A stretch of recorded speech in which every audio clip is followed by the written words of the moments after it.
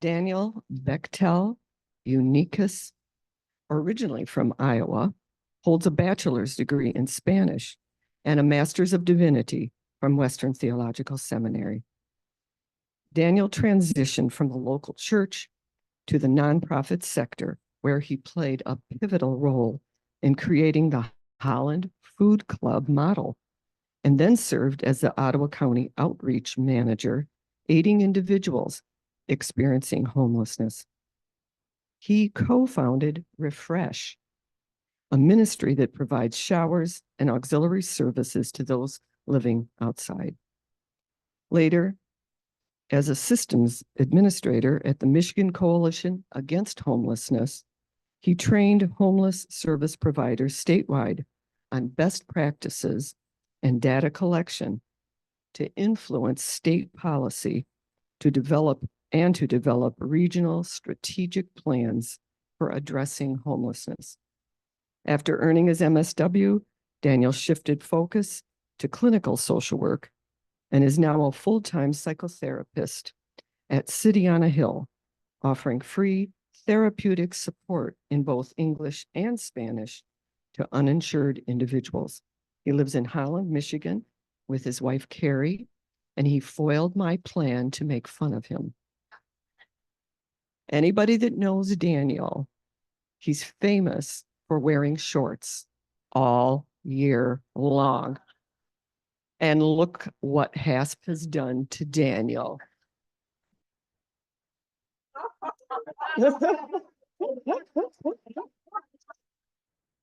Well, thank you. Thank you kindly for that warm welcome. I am a shorts wearer. I see a few here have taken that path today in the 90-degree heat. My goodness. I said to my wife, what's the fanciest thing I own? And you guys got it. No tuxes, no suits. Thank you so much for having me here today. This is my first interaction with HASP formally, and I'm grateful to be here. I've connected with a few of your members throughout the community over the last few years. Carol approached me and asked me to do this class, and I'm grateful for the opportunity. I want to give a special thanks to Carol, to Amy, to David, and those doing work behind the scenes, and for each of you who came today and who come to these courses. It's inspiring to know that I'm part of a community where people take ongoing learning so seriously. I'll also note that I was asked to hold still, or a little bit more still than normal today. I'm usually a bit of a pacer, so if you see my anxious energy, it's because I want to be moving, but so that our cameraman doesn't have to do too much work, I'll do my best to stay put. So, as Carol said, my name's Daniel Bechtel-Unekis, and I'm here today to talk about homelessness. And so I want to dive into that. Let's talk a minute about the agenda for today, so you know what to expect. We had a wonderful welcome from Carol. We're going to move into talking about some language and definitions, right? If we're going to talk about homelessness, we want to have a shared vocabulary. We'll talk about some myths about homelessness. We'll do a little bit of a case study on this title phrase that I have for my presentation, why don't they just? And we'll talk about a path forward. And a brief note before I start, I have a preference for a fairly interactive presentation style. So there will be times when I will ask questions and I'm looking for free-flowing feedback from anyone here. And those are usually shorter questions where it might be a word or phrase, and I will repeat those in the microphone for you. So our friends and neighbors joining online can hear some of what's said. There will also be a question and answer time at the end. And at that point, I understand there's some microphones that we'll pass around. And for that, we'll wait for microphones. So with that, let's begin. I do want to start today by just recognizing that today we're here on Juneteenth, and I took a minute to read about that before I started, and I realized that Juneteenth is special in part because Juneteenth was the celebration of slaves in Texas finally receiving news that the Emancipation Proclamation had been passed over 2.5 years ago. I always assumed, not being a student of history to my great shame, that it was something about when that happened. But it's the celebration of some of the last people finding out. And that bring that up today, one, because I think it's important to anchor ourselves in that history, but to think about when do the people at the bottom of the social structure finally get the things that have been given for them or given in their name, right? So when we talk about homelessness today, I want to start with a quick question. Why? Why are we talking about homelessness? We live in Holland, Michigan. Is there homelessness here? Okay, that's a great start. I don't have to pack up and leave right now because you all agree that there is homelessness here. How many of you would say that you are pretty aware of homelessness in our area? Wow, that is fantastic. How many of you were pretty aware of it more than 5 years ago? Okay, still very impressive. Not surprised at the big change. Okay. Homelessness in Holland is a real issue and it is exploding as far as we can tell. Now, the data that I have access to and have had access to doesn't have a lot of great historical background for it. I have heard anecdotally that there was a large bloom of people experiencing homelessness in the late 90s. Any natives from Holland can confirm that by chance?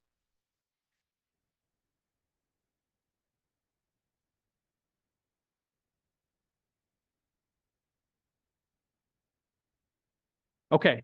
And that was in the 90s era there. So people sleeping in their cars downtown, right? And so we know that this is an issue that has ebbed and flowed a little bit. But my case today is that it's gone up substantially. And I just want to give you a very brief overview of the last just few years. When I took over the outreach program for Ottawa County in the pre-COVID, everybody's best guess when they handed me kind of the reins of the program was probably we have somewhere around 10 to 15 people a night who are sleeping outdoors or in their cars. Maybe. Well, okay, that's the assumption we were all working with. At the end of, or the beginning of 2022, the way that I was keeping track was a rolling 90-day period, right? So in the last 90 days, how many individuals can we say qualified as homeless? And that number had gone up to about 175. Okay. And this is just people who were sleeping outdoors or in their cars. We're going to talk about definitions in a moment. By 2024, from data that I got just this past week from the current outreach team, we'd gone from 175 to so far this year, this calendar year, 358 individuals, with an estimated 227 of them currently being literally homeless. That's a great question. The question is, what boundaries? And the answer is, it depends on who you're asking. Most of this data I'm giving is from Ottawa County as a whole, but you should know the vast majority of that is in Southwest Ottawa County in Holland. It's a great question. There is a little bit in Grand Haven and Hudsonville, and we're probably getting more aware of it. But what you tend to find is Grand Haven is close enough to Muskegon. Northeast Ottawa County is close enough to Grand Rapids that people tend towards those resource hubs. Okay, so the vast majority of this is in Holland. And a sobering fact that I received from the outreach team is that not only are these numbers increasing so much, but we have, or they are aware of 67 children under the age of 18 who have been experiencing homelessness. Okay. Looking at this year over year, the Department of Housing and Urban Development, HUD, which is a branch of the federal government, dictates that all counties in our country must give a count of people experiencing homelessness once a year. Now, for whatever reason, I did not design this and I don't agree with it. The date for that count, it's called the point in time count, the PIT count, is in late January, dead of winter. So what happens to the numbers? They're down, okay? So taking that in mind, and you can only submit data for people you have fully verified in a 24-hour period for the PIT count. So take this with a grain of salt, but listen to these numbers and how they've changed. 2023, 114 in shelter, 50 in transitional housing, and 48 unsheltered. 2024, 155 in shelter, 70 in transitional housing, and 95 unsheltered, which means those increases are 36%, 40%, and 97% respectively in that 1 year period. So when people ask me, and ask me often in my old role, why are we talking about homelessness? This is why. Right? This is a local issue. Language. How do we talk about homelessness? Can I, just by show of hands, who here is familiar with the phrase person-first language? A few. Okay. Person-first language is a way of speaking that honors the individual and doesn't define them by their circumstances.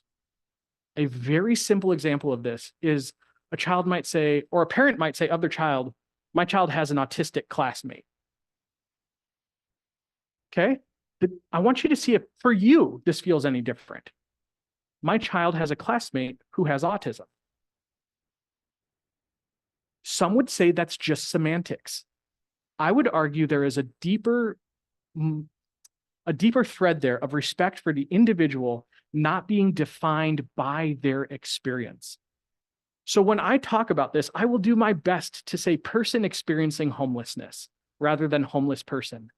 And sometimes it feels a little clunky and you'll hear me slip up. But my goal and my invitation to you is to invite us to move toward what we call person-first language, because that person is not defined by their lack of housing. Their personhood is first. Their housing condition is secondary to that. And one of the reasons I find this so important is I worked with a gentleman who was homeless in Holland for over 15 years, pretty much straight 15 years. He bounced between the emergency shelter, the streets, various parks, and in partnership with an agency of about 7 or 8 different homeless-focused agencies in town, working very hard, very dedicated for this individual, we were able to place him in stable, affordable housing in 2021, give or take. And when he moved in, I could see he was uncomfortable. I knew that this was a challenge for him. And when I approached him and I asked him, what are you feeling right now? He said, this isn't me. This isn't who I am. People know me as the homeless guy. I'm the homeless guy. I can't stay here. His identity had been shaped for him by a community that knew him as the homeless guy. And in his first few months there, we suspect that he did go back outside and sleep in parks every once in a while, because it was that shaking, jarring to his identity. Now, will changing the order in which we say words fix everything? No, it won't.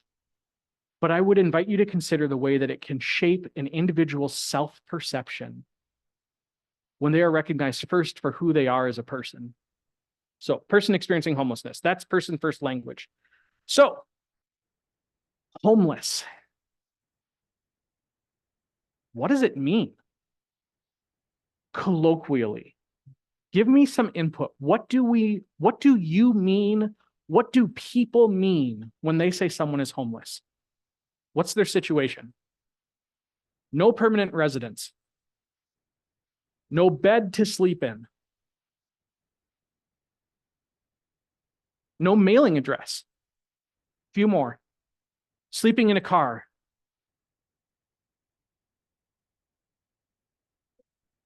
No cell phone. Lonely. Couch surfing. Couch surfing is actually an important term. Couch surfing loosely means somebody who's jumping from place to place with no stable housing, okay? Jumping from place to place, a cousin, a neighbor, brother, wherever they can stay for a few nights. Colloquially, homelessness means a lot of things. To the government, it doesn't. To the government, it means something very specific. So I'm going to talk about that definition for a moment. According to the government, there are 4 categories of homelessness. Category 1, literally homeless. 2, imminent risk of homelessness. 3, homeless under other federal statutes. And 4, fleeing or attempting to flee domestic violence. This presentation is going to focus almost entirely on category 1, because that is what the vast majority of resources are, and that is what the vast majority of individuals in our community experiencing homelessness, that's the category they find themselves in. But I want to note that homelessness, by the literal definition the government uses, does not include a lot of the ideas that we just shared together. Not having a bed is not enough. Couch surfing is not enough. Not having a mailing address, not on its own. The situation that it probably is accompanied by usually would be, but not necessarily. It's a very strict definition. And literally homeless means you're either sleeping in your car, outdoors, or in an emergency shelter, with a few other very, very, very particular definitions put in there. But that's the majority of who we're talking about. So let's talk about what it means to be homeless and what it means to seek resources as someone experiencing homelessness. For many years, we recognized that somebody who was chronically homeless needed extra supports. And this, for me, is not core to the presentation. It's an illustration of what we're dealing with when we try to find resources for people experiencing homelessness. Chronic homelessness was a category that was developed to say these people have been homeless for a longer period of time. They may have a disabling condition. They need extra assistance, extra help. We need to get them off the streets, out of shelter for their own safety. And so that definition was, prior to 2015, you had to have some sort of disability and you had to have been homeless for a year or more. Okay. That's a pretty high bar. In 2015, the rule changed. See if I can give you a simple visual to help you understand the new rule.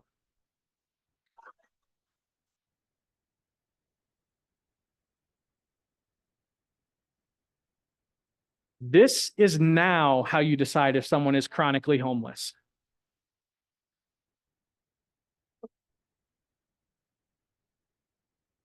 This is to me representative of the difficulty of finding resources to assist people who are in this situation.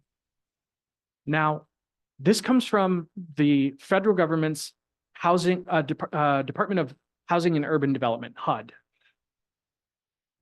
This, in its essence, I will say it's not quite as bad as it looks, but it's not great. Okay. Disabling condition still applies, but now it needs to be a qualifying disabling condition. Guess how easy it is. Okay, I'm going through this with someone in my family right now, trying to fight for disability for them. It is a nightmare.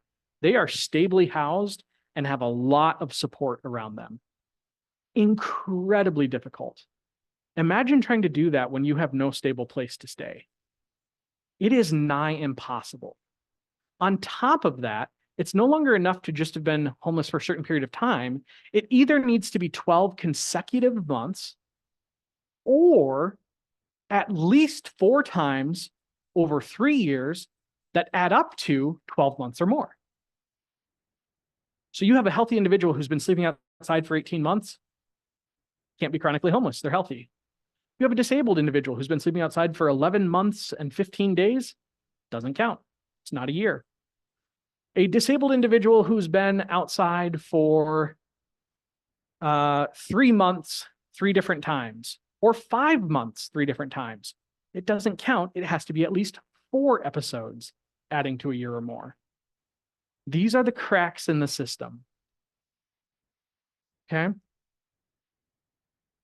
So let's move on from chronic homelessness to some myths about homelessness. I want to spend a moment on this. These 4 words, why don't they just?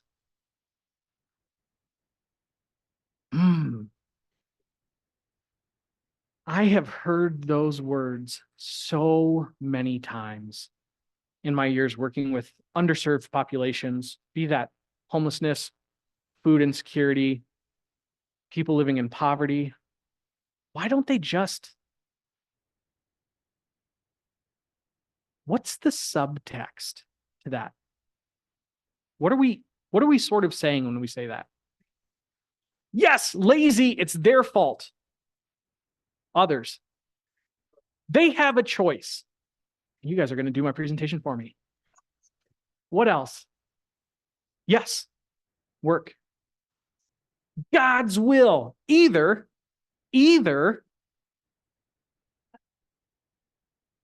we can't change it. This is the lot God has for them. Or if they would have followed God's will, right? So you're going to get me on my soapbox here. I was going to save some of this for my, yes, God's will because they are lazy. I'm coming back. If I do well enough today, you all can, I've been invited back to speak again in the fall. And I'm going to talk about poverty in the fall. And one of my observations, being technically a transplant, but not really. I'm from Northwest Iowa. It's just miniature Holland west of here. Yeah. But I have observed something so subtle and so strong in the culture that I've worked in here, and that is poverty is a sign of moral failure. And that goes hand in hand with this, why don't they just? Who does that serve? When we say, why don't they just? Who does that serve? It's not my problem. Exactly. I can't do anything. Not my fault. It's a choice. If they're lazy, if they could just get a job, if they weren't fighting God, if God hadn't decided this for them, and on, right? So where does that come from? Where do we get this deep-seated, why don't they just narrative? Privilege. Ooh, scary word. Are we okay? Is everyone all right? I was told this is a group where I could step out a little bit and push some buttons. We'll see.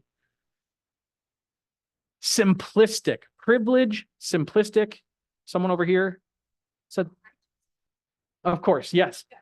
Yes. It is simplistic. And we're going to talk about more of the incredible complexities behind this. And it is my belief that it does illustrate a certain level of privilege.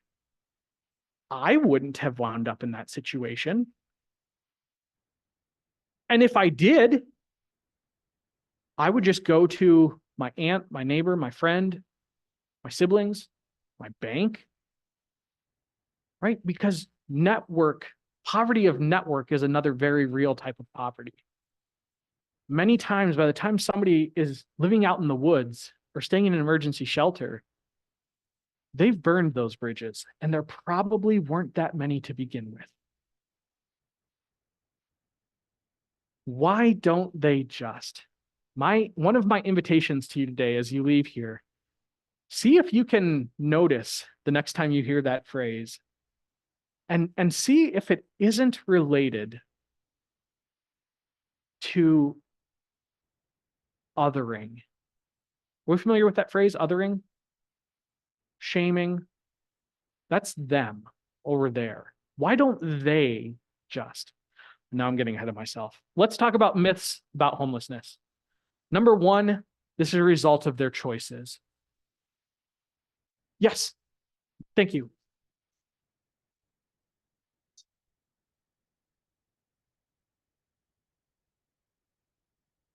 Yes. The question is, does that have to do at times with potential emotional, or I'm going to put a word in your mouth, mental health conditions, maybe substance use? Yes, and that's actually right where we're going. It is true that there are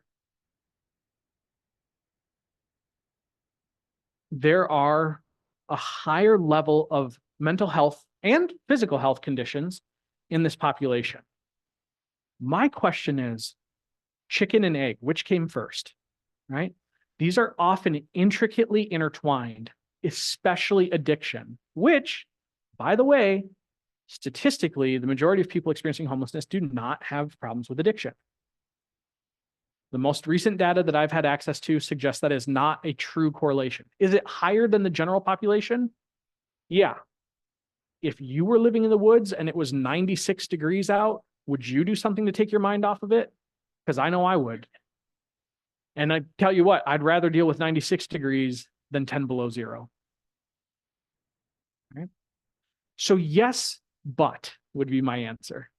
Yes, there's higher rates of mental health concerns and addiction and things like that. But so there's this myth. Why don't they just make better choices? Because what in our head, and you listed some of it, what is our assumption? What choices have they made? Bad choices, like dropping out of school, quit a job, substance use, anger issues, right? Again, we have answers for them. They must have problems. Why don't they just make better choices? Why didn't they just keep their job? Why didn't they just get another job? Why didn't they go to a doctor when they found out they were sick? Why don't they just make better choices? I was reminded as I was working on this presentation that when we started, is anybody here already familiar with Refresh at First United Methodist Church? Wow, awesome. Okay, wonderful. Yeah, I recognize a few of you even. When I first started talking with Pastor Luann about opening additional days, I was met by two other well-known providers in the homeless services community who said, "What are you doing? Don't you think you're making it a little too easy for them?"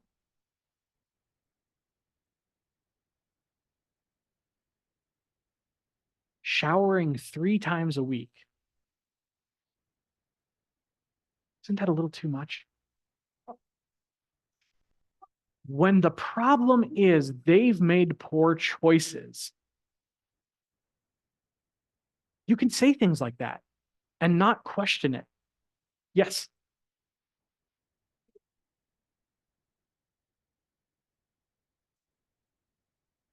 Yes.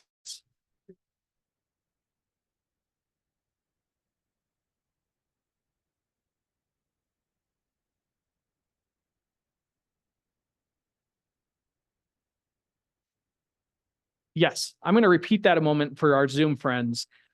The comment is that the news in Grand Rapids recently did a story showing that there are people, scam artists, who ask for money, in this case, a medical donation. We need medical care, please help. And it was a scam. Yeah, that happens. But the point that you made that I like is, what do we do with that?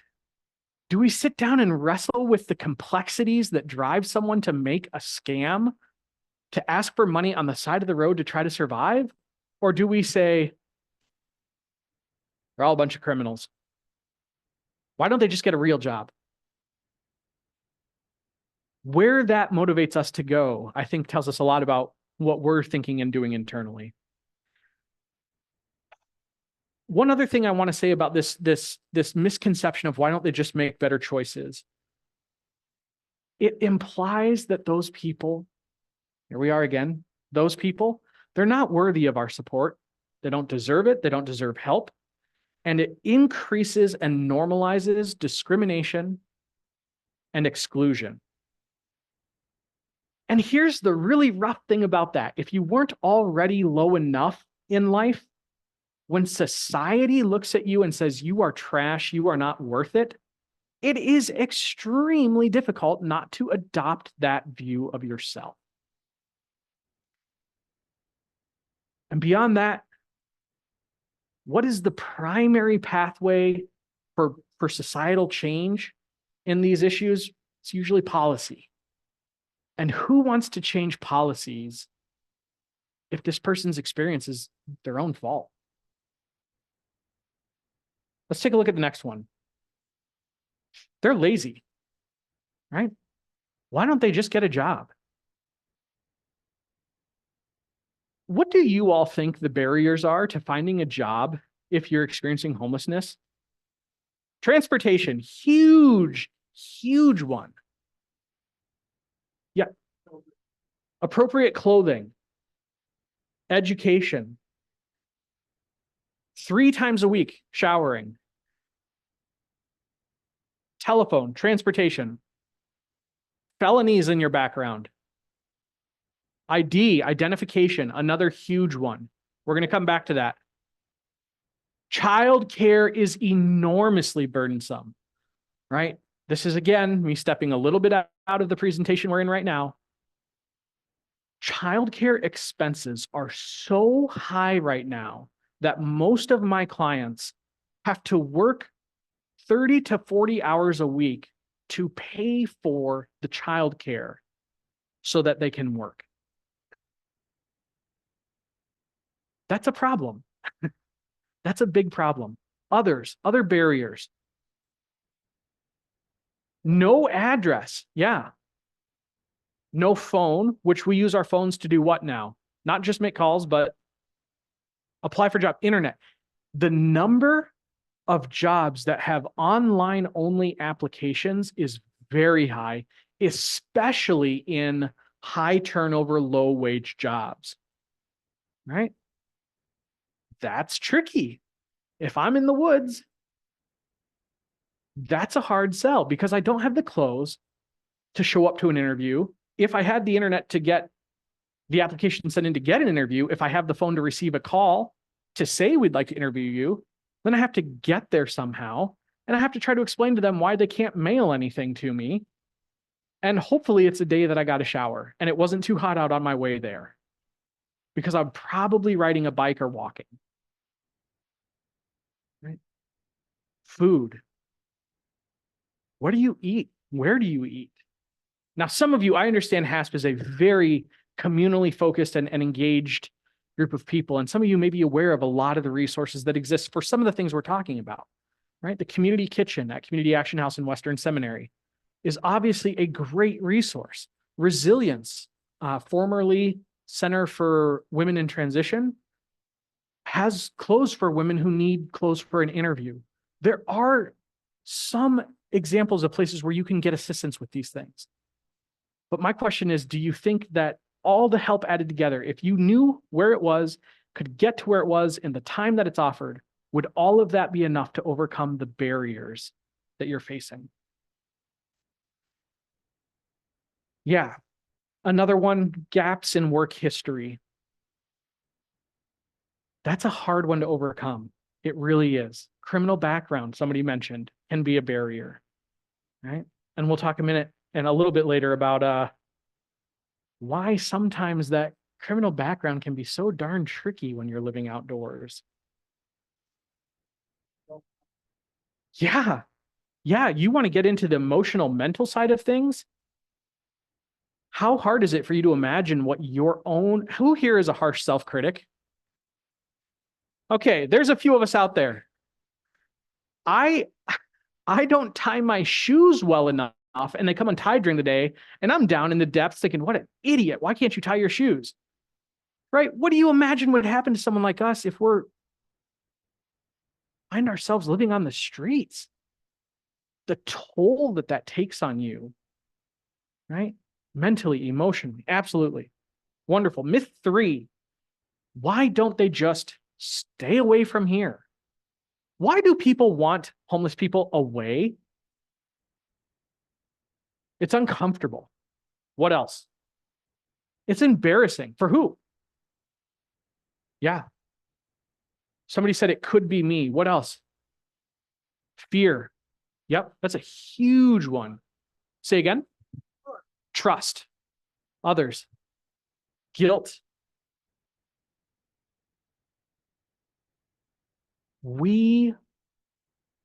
I would argue, my experience in homeless services is limited to Ottawa County for the most part, okay? I believe that we are a very unique context for people experiencing homelessness.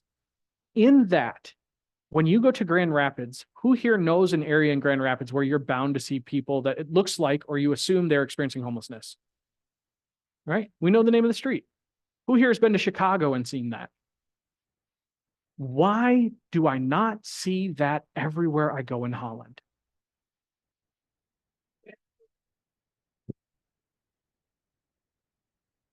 Yep. Thank you. Bad for tourism. Police carted them out. Yep. My argument is that we culturally in Holland have not yet come to terms with the fact that we have people experiencing homelessness in our beautiful little town. And that's not a dig at Holland. It is a wonderful place. But as a community, we can't come to terms with that. So what do? Sweep it under the rug. I'm not saying that we shouldn't. I'm not saying that it's appropriate to just say anywhere and everywhere is great. But there is something distinct about the way it is handled here, from my perspective, that it is largely a hidden problem. Let me ask it this way. How many of you think you would know about the depths of homelessness in Holland if you weren't volunteering anywhere you're currently volunteering? Okay, I don't know if Zoom maybe can't see this. I think about 1 or 2 hands went up. Let's go back to the very first question I asked. Who here is aware that there's a homeless problem in Holland? Okay, Zoom friends, that's just about everyone, 80%. And it is because you are involved that you know. But when I give this presentation or similar talks to people outside of a community like this, the awareness rate is very, very low in our area. And when people find out, what do I get? I actually had someone say to me, why don't we just put them all on a bus and drive them out to the Allegan Woods?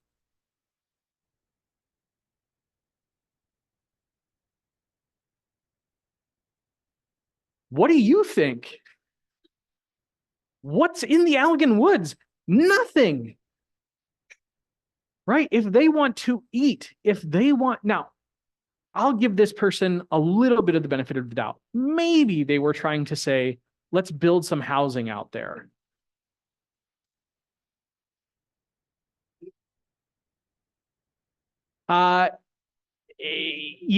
Even then, and when you hear proposals for affordable housing in Holland, pay attention to where they are and ask yourself, how close is that site to the resources these people need day in and day out?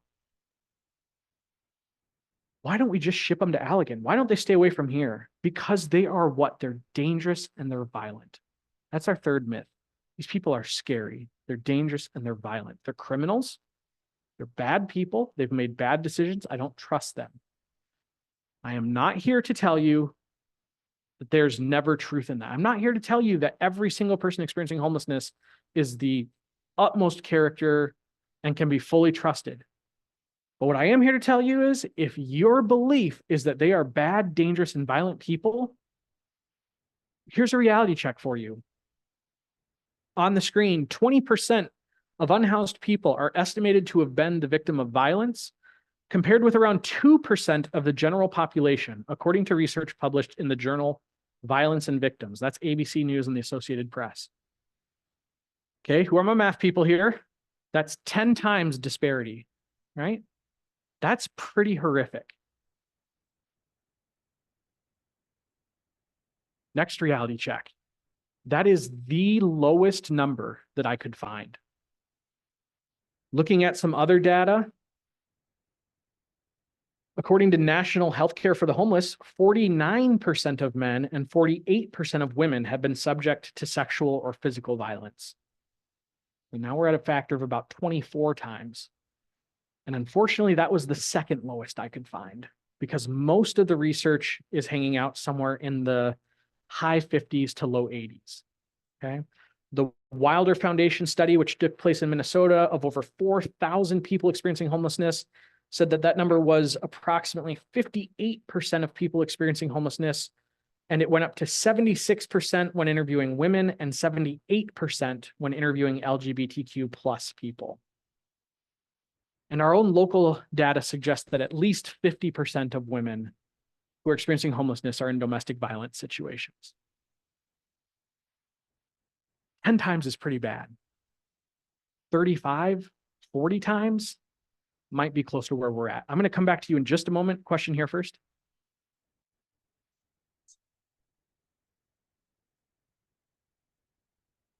Is it possible that this is violence occurring in the community? Yes. but not exclusively? Yep, that's a fair question. And you think about what sort of desperation would someone have to have, right, to turn against someone else who's in the same position they are? They know how bad it is. Another question, percentage of veterans who is the question, what percent of people experiencing homelessness are veterans? That's a great question that I don't have the data with me today on. It is elevated. It is absolutely elevated. In my experience, which was limited, was local, and was a few years back in its most involved state, we had a phenomenal department over at the VOA and other organizations supporting veterans experiencing homelessness. Really top notch. My understanding is that is not the case in most places. Yeah. Okay. Why don't they just stay away from here, right? Scary people. Myth number 4. Why don't they just use a local shelter? Why don't they just use shelter? They don't want help, right? If they wanted help, why would they be out here in the woods, under a bridge, in their car? That alone is evidence that they don't actually want help.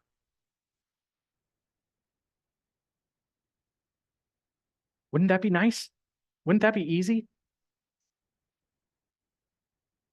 The Holland Rescue Mission, as it was formerly called, now Gateway Mission, in town, is what's called the emergency shelter for Ottawa County. Okay? It's a place for people to get off the streets, out of their cars. Why would someone not use it? I'm curious. Do any of you know any of the reasons why? It's full. Real or perceived restrictions? Lack of ID. Wall is too high. Violence. Rules. Anxiety. It's a lot of good responses, and a lot of those are very accurate. The stories that I have heard over many years working with this population, and I still do, even as a therapist, I'm still working with people who are experiencing homelessness. Gateway Mission does good work for some people. For some people, they are the answer. They have wonderful success stories. They do. And we can celebrate when that part of the system works for people experiencing homelessness. But like every other piece of the system, it is not for everyone. I compiled a short list of people who I've run into, situations that I've run into, where people are not able or willing to use emergency shelter. Here are a few of them. They may be banned from the shelter. Previous behavioral issue, they were banned. They're not welcome back. They may have used their 3 emergency visits for that calendar year.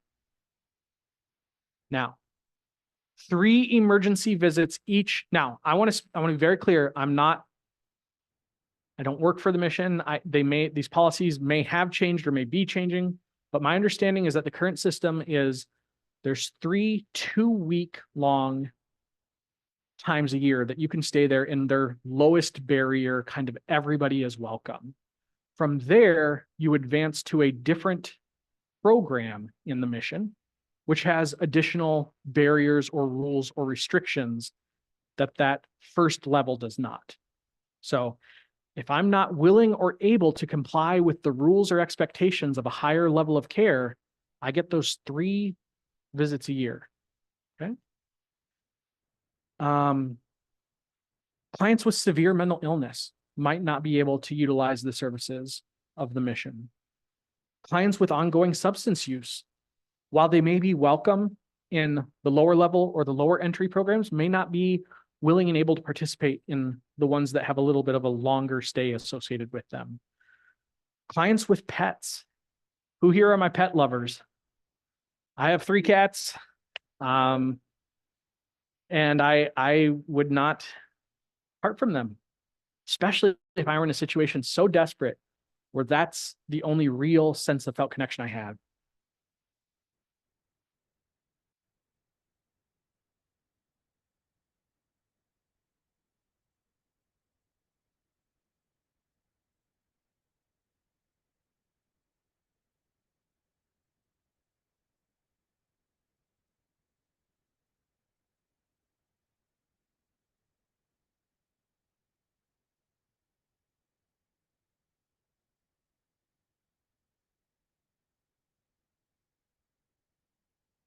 Okay. In brief, that was a question about somebody who's sitting on the side of the road with a sign asking for money for help and at an inaccessible place.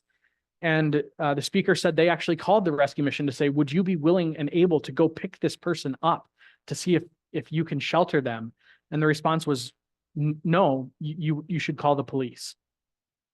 Okay. Right. Yeah. Yeah. So the concern there for the child with the mom, right? Just sitting on the side or sitting on the grass next door.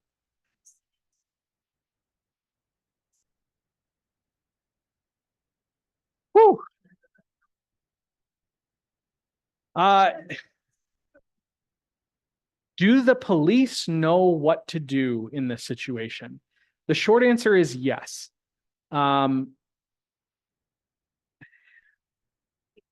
Yes, but Dave and I were talking, David and I were talking before I spoke about law enforcement, and they have been asked to do a lot of things that I don't think was ever intended to fall under law enforcement's purview. And to our credit, as a county and as a town, we are addressing those things, but movement is always slow and there's always room for improvement. And I tend to look for where can things be made better rather before or as I look for where are we making progress. So do the police know? Yes. Is that always a safe or desirable answer? Probably not. Continuing with our list of people who may have trouble utilizing the services of the rescue mission, people with certain disabilities or medical conditions, right? I've talked with the leaders, the directors of the mission over the years, and they've said, we're not a medical clinic. We're not a hospital. And that's fair, right? They're not equipped to take care of certain conditions. Clients who have prescription meds that are Schedule II controlled substances, and this can be anything from post-surgical medication to some mental health meds that are not allowed for liability reasons at the mission. Okay. Clients who do not agree with religious requirements. My understanding, now the stories I'm hearing from the clients, this is not necessarily how they experience things, but the last I had heard, when you're in that first level 14-day period, you're not required to attend chapel. But that does become an expectation as you advance through the programming or the different levels that they offer. Clients that I'm still speaking with are saying they feel very pressured to attend. And for some of them, maintaining their dignity and saying, I'm not going to jump through that hoop is a barrier for them. And clients who may be LGBTQ. I had a client, a transgender client, who desperately wanted shelter, but was not treated in a way consistent with how they identified. And that was a barrier for them. Clients who don't want to be separated from their families. Again, I can't fault the mission for this, but there is a reality where the men's shelter is not a good place for a single dad with kids. The women's shelter is not a good place for a single mom with a 15-year-old son, right? So when we have this myth in our head, we have this one-size-fits-all solution, just go to the mission, right? Just go to the mission. If you don't want help. This was one of the most common pushbacks I heard, because my purview in outreach was people who were outdoors or in their car. Once they got to the mission, They were in the missions purview. And as I worked with these people over and over and over again, well-meaning citizens, potential donors, volunteers, why don't they just? They don't want help. Missions open. Again, where are we oversimplifying things? All right. Buckle up. Here comes our case study. Doing great on timing. This is wonderful. Why don't they just get a housing voucher? There's plenty of help. Why, my cousin got one. My neighbor, I know someone who got one. Why don't they just do that? Let's talk about that, shall we? I usually have a fairly minimalist approach to text that I put on the screen during a presentation. And I took a very hard turn away from that. David, are our Zoom guests going to be able to see the screen? Wonderful. That's going to be important for this. I'm going to just read this from the screen. This is a situation I want us to imagine ourselves in, okay? When I say you, I want you to imagine you. You were evicted for not being able to pay rent.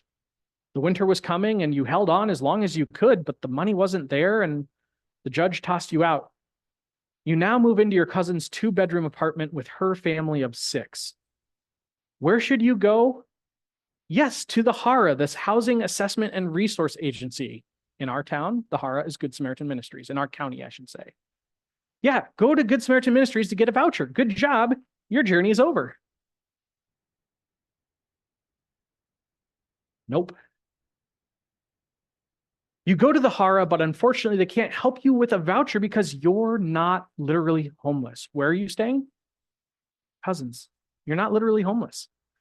You would rather stay with your cousin, but it's not a sustainable solution.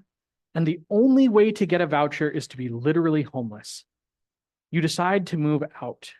You want to go to the emergency shelter, but you have a prescription medication that's not allowed there.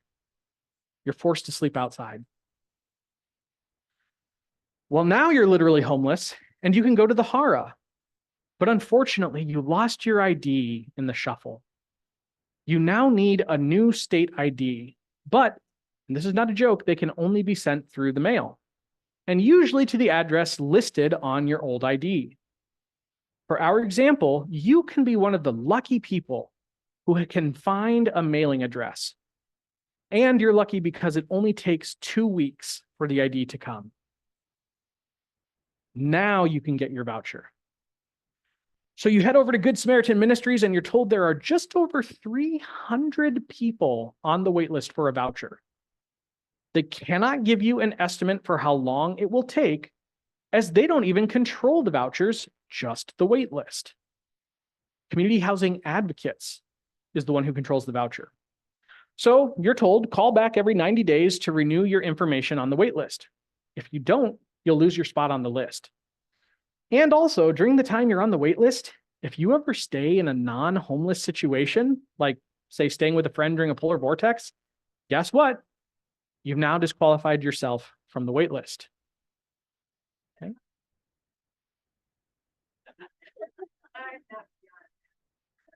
I appreciate that. The question is, how are they going to find out? And I appreciate the sentiment. So Community Housing Advocates finally authorizes a voucher pull. And for this case, we're just going to pretend, even though you were 301 on the wait list and they usually only pull a few dozen, we'll say you got pulled. And your name is chosen. Guess how they notify you? Through the mail. Okay. So if you have a county ID, and if you get to the HARA, and if you remember to recertify every 90 days, and if your name is drawn, and if you get the mailing telling you so, you finally move into your housing.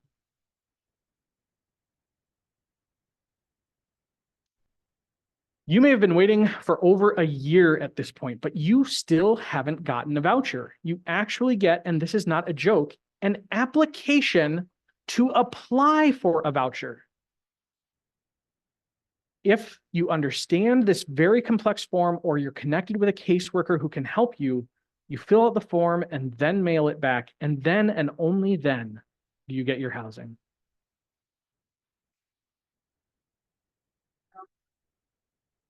No.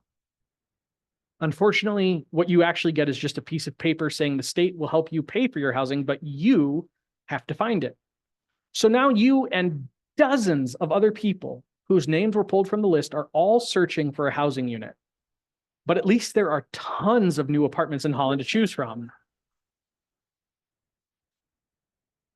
No. So, quick question.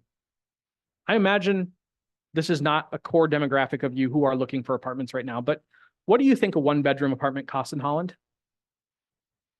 1,200, 1,500, 700, 800, 1,400, 2,000. Okay. I will say this. Less than 8 years ago, when my spouse and I were both renting separately, we each lived with a roommate and each of our rents was, I think mine was $750 and hers was $725. Split two ways, so we were each paying around $350 to $400 a month. Okay. That was less than 8 years ago. This is information that I pulled this weekend from apartments.com. Apartments.com, searched our zip code, our town, and I just copied the first page. Just take a look at these. These are all one bedrooms.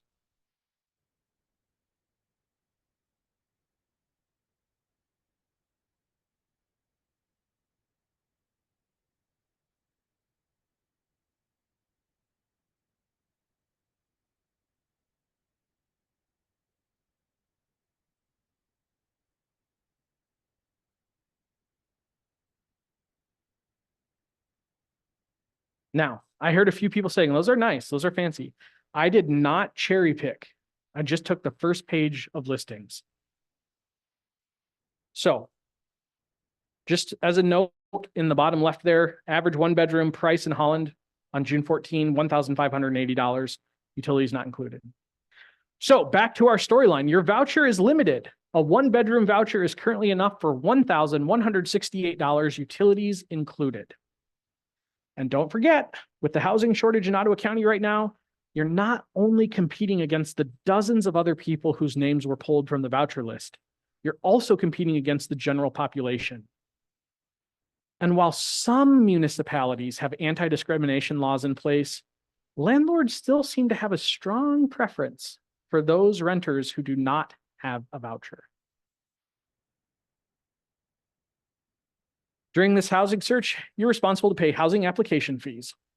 Oh, and hopefully while you were homeless, you kept up on your credit card payments and avoided common crimes like loitering, petty theft, and trespassing. Oh, and kept a well-paying job because most landlords check credit score, criminal background, and require your income to be up to 3 times greater than rent. But once you're through all that, it's over. Nothing else can stand in your way. Say it with me. Nope. Who remembers how our scenario started? How'd you become homeless? Which means you were evicted. And unfortunately for you, an eviction on your record is probably one of the biggest barriers to finding new housing. So in all likelihood, even if you could find a place that conformed to the rules of the voucher, you're not going to get accepted because you have an eviction on your record. But if you get through all this, congratulations, you have housing now. It was that easy, and this time it's real. Some other important information. I have a voucher. My friend Joe has a voucher. They're each worth $1,100. Let's get a 2-bedroom. All right, we just got standard $2,200. Doesn't work that way. Can't combine a voucher. Not allowed to combine a voucher. Okay. By the way, I hope you're fast in your housing search as the vouchers expire. If you don't find a unit in time, square one. Square one. And you cannot pay the difference. If I find a unit, let me go back at 1168. If I find a unit for $1,200, I cannot pay that $32 out of my pocket. Not allowed. I would lose my voucher and potentially be banned from vouchers in the future. The vouchers that's a great question. What vouchers am I talking about? Predominantly, as I made this, I was envisioning what's called a housing choice voucher. It's the most common, the most prolific voucher there is, the HCV, often called Section 8. Okay, there are other kinds of vouchers. Some are called unit-based, where there's a building where every unit in the building is subsidized, but you can't take that with you somewhere else. Theoretically, you could take a housing choice voucher with you. If you moved into one place, somehow found another one you liked more that was in the price range, I guess you can move it. Yes.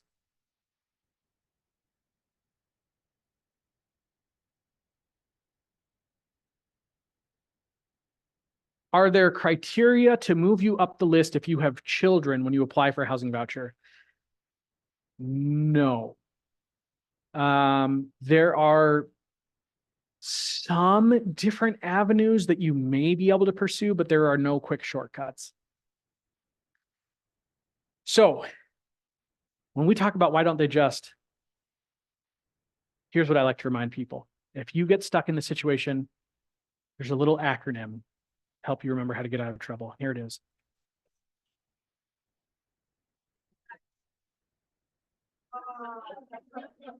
It's this simple.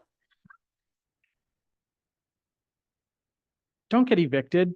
And if you do, become literally homeless. And then have a state ID and make sure it's in the right county. And then get a trustworthy mailing address, get on the wait list for a voucher, check your mail every so often so nothing expires. Keep working and making good money, but not too good of money. Don't disqualify yourself and stay with anyone. Renew your application every 90 days. Have your name drawn from the wait list, fill out the application, get your voucher, start your housing search, have good income, no criminal background, no eviction history, and a good credit score, and get housed. That wasn't so bad. Why don't they just? It's such an insidious 4 words because it others. You can't say, why don't they just, and involve yourself in that. It's inherently othering. You should have done this. I would have done that. But I'm over here looking at you over there saying, why don't you just get a voucher? Why don't you just go to the shelter? It blinds us to the resilience of our neighbors who are living without shelter. This population, if you think about the day-to-day activities, this is the life of one of my clients, hypothetically. Wake up when the sun comes up because you're not sleeping past that. You got an hour to kill. You walk however long it takes to get to First United Methodist Church down on 9th Street. 9th and 10th, thank you. You wait. God bless Refresh, amazing place. But they're working with restrictions too. You might have to wait 2.5 hours to get your shower. You can't leave, you need the shower. So you wait 2.5 hours, you get your shower, you get some breakfast. What's next? Community kitchen. Because you got to have lunch. And if you're not hungry for lunch because you ate enough at Refresh, lucky you, you can try to shove it in a plastic bag and save it for dinner.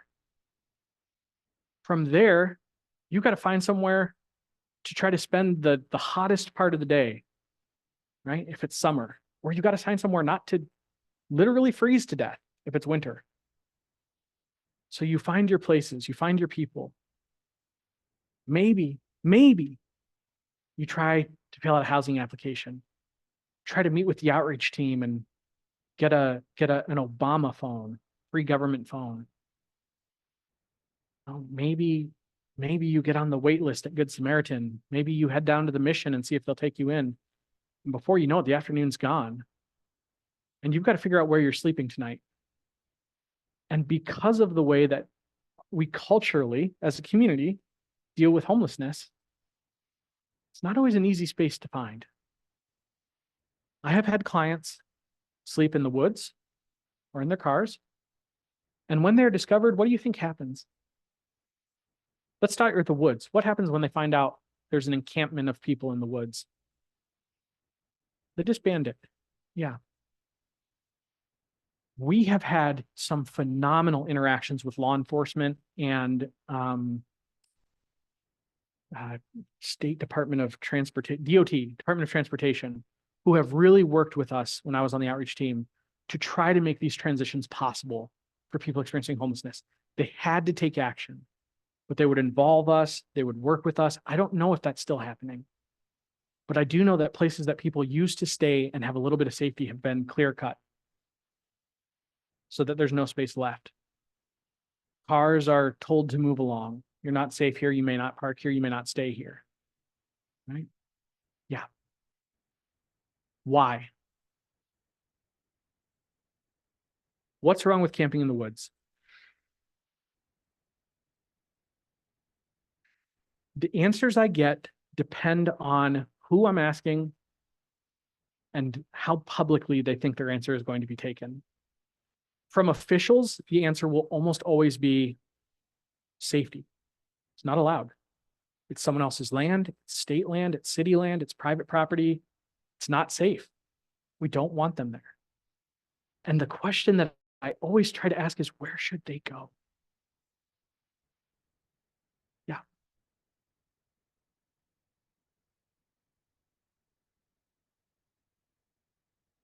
Yep.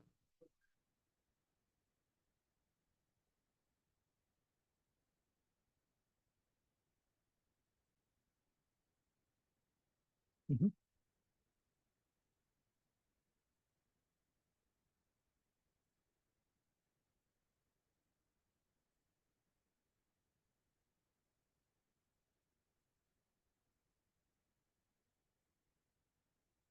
Those cars were actually only there for cleanup. Those were not otherwise parked there. Yeah. So the question is, there was an encampment, and it was fairly well known in the community. It was on the corner of Chicago Drive and 130 or 31, excuse me. And there was a little patch of woods that was owned by the Department of Transportation, and we had a lot of people staying there in and out. And the DOT and the county sheriff worked with the outreach team, and we were told, we were given a date, and we asked for a little bit of leeway here and there, and they were very gracious, but there was never a question of, it was not if, it was when. The camp needed to be closed. Safety? Maybe. Are there safety concerns? Sure there are. But to me, the question always comes back to, so what are they supposed to do? Where are they supposed to go? If not here, where?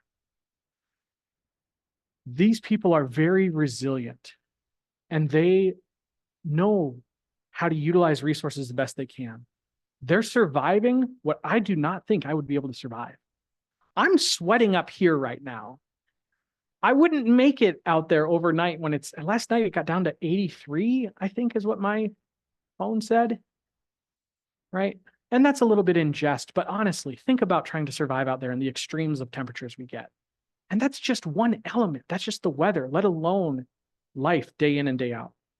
And last but not least, and this is sort of my closing, and then I'll come over to you. My closing statement is, blame is easy if the solution is simple. If I know all the answers, if I wouldn't have done that, why don't they just, as another way of saying, well, I would have, and if I have the answers, I can blame them. They're not smart enough, not thrifty enough, too lazy, too broken.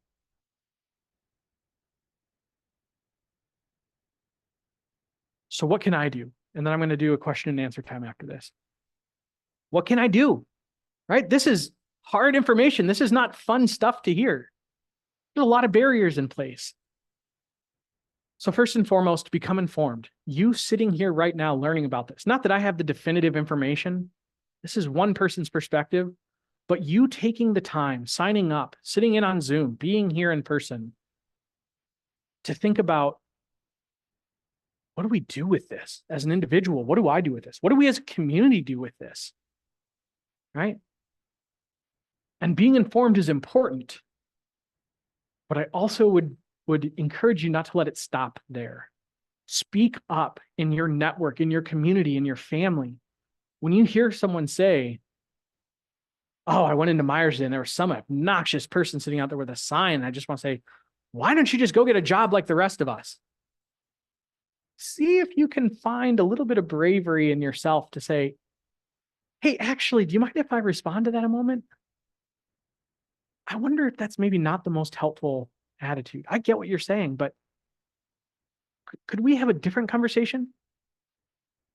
Build relationships with those experiencing homelessness. Volunteer or support Refresh at First United Methodist Church, or the outreach team at Community Action House, or if you're someone who has rental units, you own properties, talk to Good Samaritan.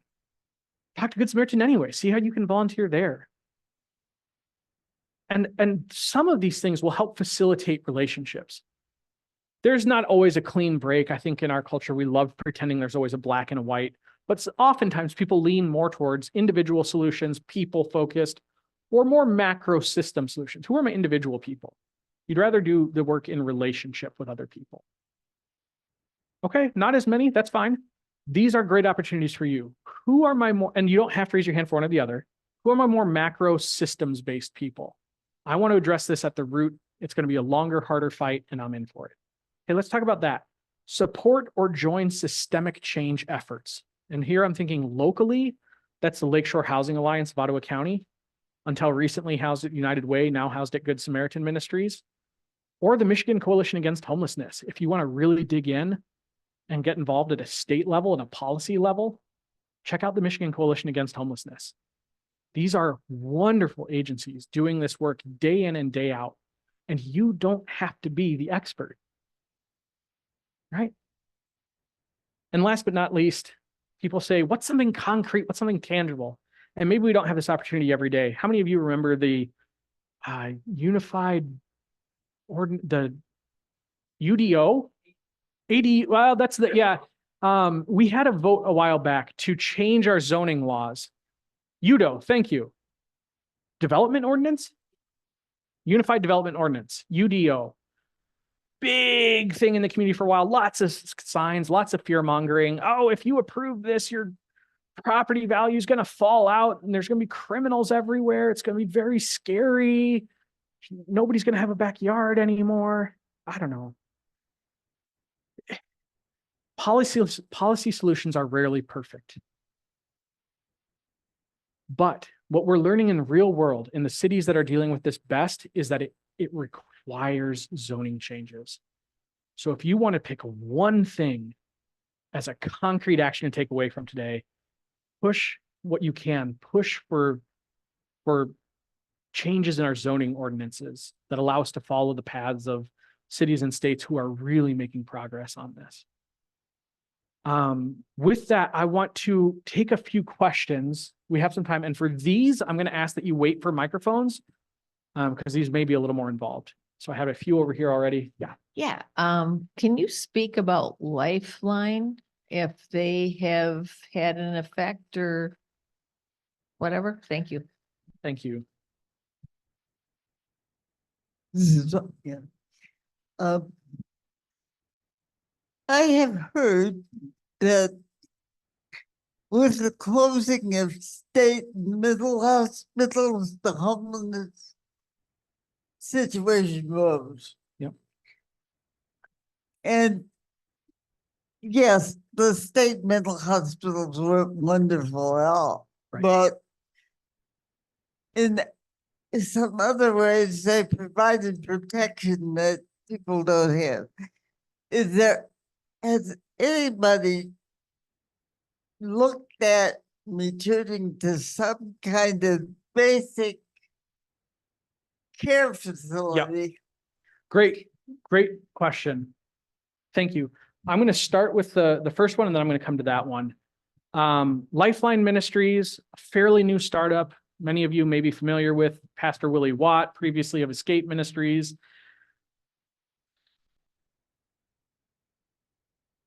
My encouragement, if you are going to involve yourself with an agency, explore the agency thoroughly. Look for published financials if they're a nonprofit. See what they're doing with their money. Look for track record. Look for cooperation in the community. And to me, maybe one of the most important things is active participation in and sharing in the work of the Lakeshore Housing Alliance, because that is the collaborative of agencies doing the work in this community. Sorry. Yeah, we'd love my gold standard. The question is, should you be linked with that or linked with that agency? My opinion, gold standard, you're looking for active members of the Lakeshore Housing Alliance, which provides some additional accountability and guidance.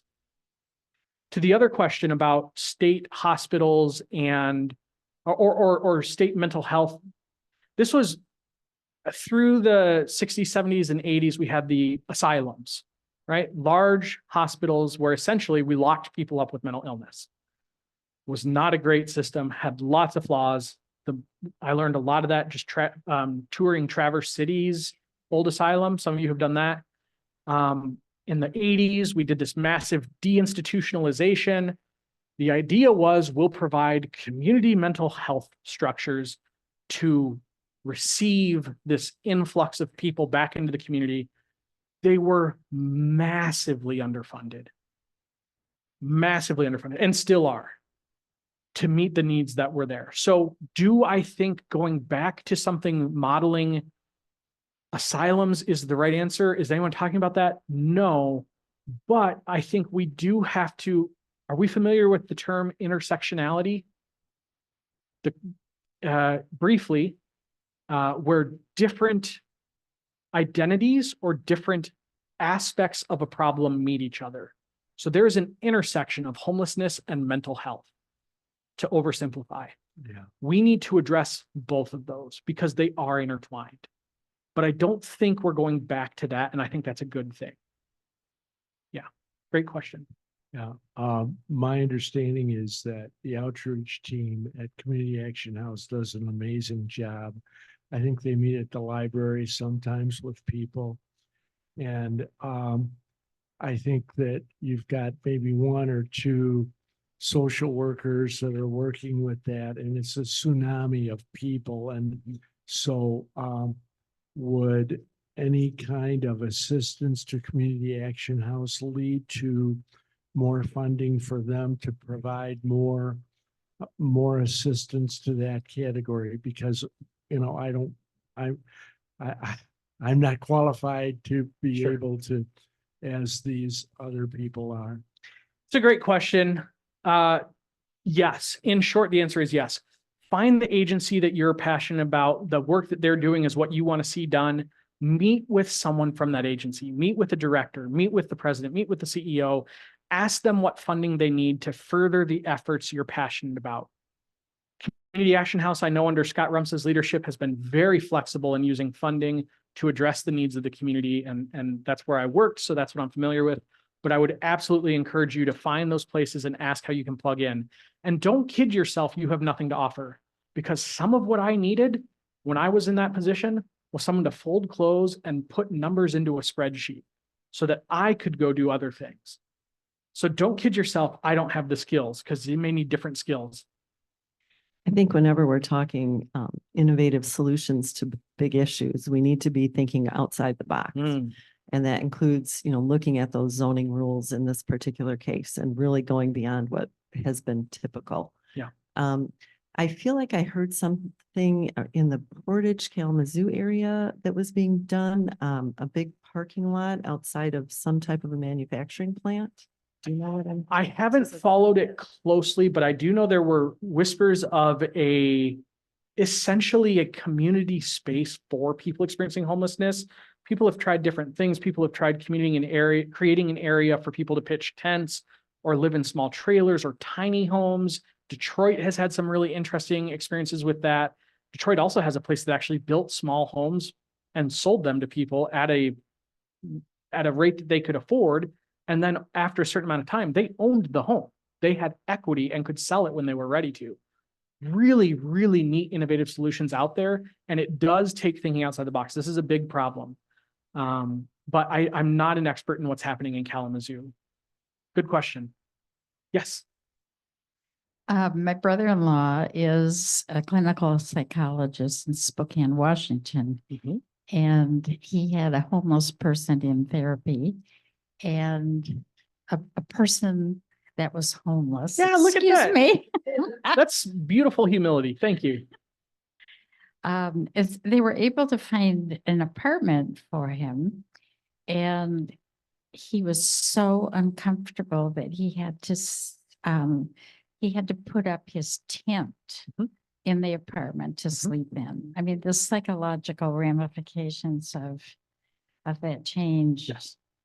were amazing. Yes. We've had people who we moved into an apartment and they said, you can do what you want with the bed. I need to sleep on the floor. And for sometimes days or weeks, they would sleep on the floor because that was what they knew. In your experience, what has been the police department's posture, both in terms of policy and actual boots on the ground behavior of the police department, both the city of Holland and Ottawa County Sheriff's Department to this issue? Without putting you on the spot, but okay.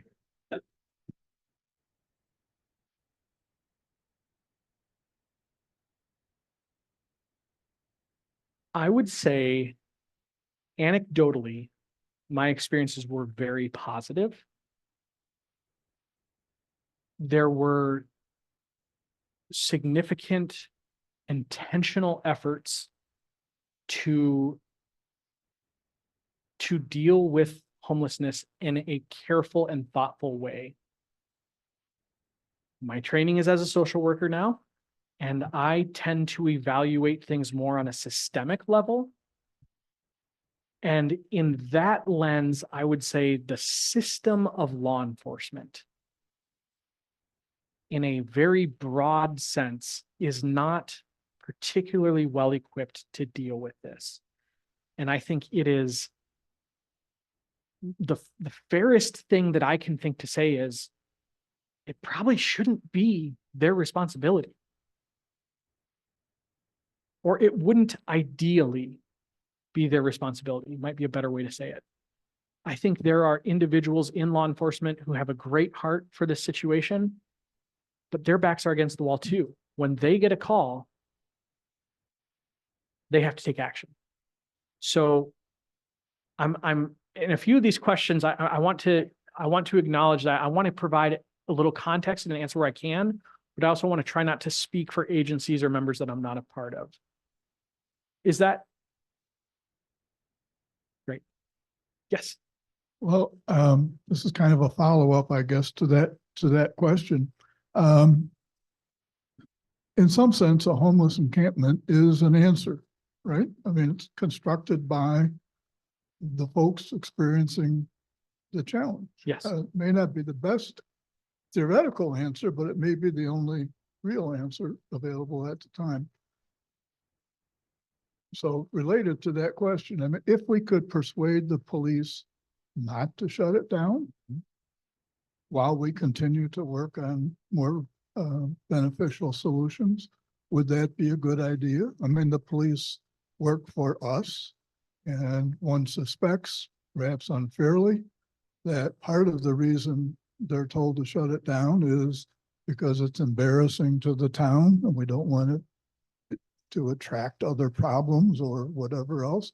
Why not as part of what we're doing, say, leave those encampments alone? You guys are asking great questions. Let me try to, is it a good idea? Yes, but. I love the pragmatism, and I'm in agreement that generally speaking, the people in the situation we're trying to help usually have better ideas than we do about how to fix it. And that's one of the reasons that I feel so comfortable suggesting places like the Lakeshore Housing Alliance and Michigan Coalition Against Homelessness and Refresh, is because they take seriously the input and actively and proactively involve the people in these situations in designing their solutions. And that's unfortunately pretty novel. So thank you for that. Do I think there is a pathway, a realistic pathway for what you're asking? I don't think so. I don't think so. And part of that is because I'm starting to step outside of my area of expertise here, okay? But in my mind, law enforcement is not setting policy. They're enforcing existing policy. So if we want to make changes on this, I think it will involve law enforcement, but I think it will start at local and community level changes. So when we start thinking about the Holland City Council, the Ottawa commissioners, there are probably changes that would need to start there, I think. I don't think if the chief of police were here, my assumption is he would say, they would say, I don't actually know who it is right now, that they would say, we don't love doing what we're doing, but that's what we have to do. And I don't find that terribly satisfying. But if I'm trying to think of truly a pragmatic approach rather than an idealized one, I think we have to start in a different place. It's a phenomenal question. I think we have time for one more. I'll let you two make that call. Okay. I'm wondering if we could get a copy of your slides, Ah, because I want to follow it that way too and read deeper into it from what things I couldn't read with. I imagine that would be, I would need to make a few quick edits because this is part of a larger Okay. presentation that I cut down for today. But I will see if there's a way that I could send a PDF to HASP and then from there, yeah, that works. Okay. Great. We don't need the nope slides. Yes, wonderful.